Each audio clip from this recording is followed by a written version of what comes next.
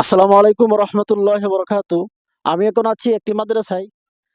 এক ভাইয়ের সঙ্গে আমার সকালে কথা হয়েছে। উনি বলেছেন একজন এতিম ছেলেকে সহযোগিতা করবেন, যে ছেলেটার মাও নাই বাবাও নাই, এরকম এতিম ছেলেকে সহযোগিতা করবেন। আমি এখন এই মাদ্রাসায় আছি, এই ছেলের সঙ্গে দেখা করবো ইনশাল্লাহ। আশা করছি শেষ পর্যন্ত আমার সঙ্গে থাকবেন।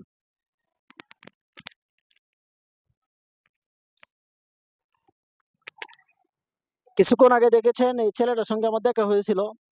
এই ছেলেটা আমার সঙ্গে আছে, মালয়েশিয়া প্রবাসী ভাই। ওনাকে সহযোগিতা করবেন আমাকে আশ্বাস দিয়েছেন। একটা পাঞ্জাবি, নিত্য প্রয়োজনীয় অনেক জিনিসপত্র, একটা লুঙ্গি, একটা গেঞ্জি, যা কিছু লাগে উনি সহযোগিতা করবেন। এই ছেলেটা আমার সঙ্গে আছে। এই ছেলেটার মা নাই, ছেলেটার বাবাও নাই।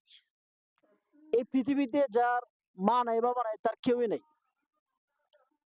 মা বাবা ছাড়া একটা মানুষ কতটা অসহায়, যে হারিয়েছে সে বলতে পারবে।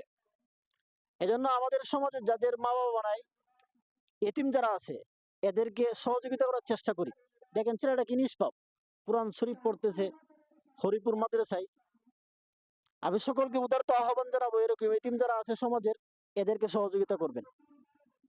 আর যিনি আমাকে আশ্বাস দিয়েছেন, ওনার জন্য সবাই দোয়া করবেন। আল্লাহ পাক রব্বুল আলামিন যেন আমাকে ভালো রাখেন।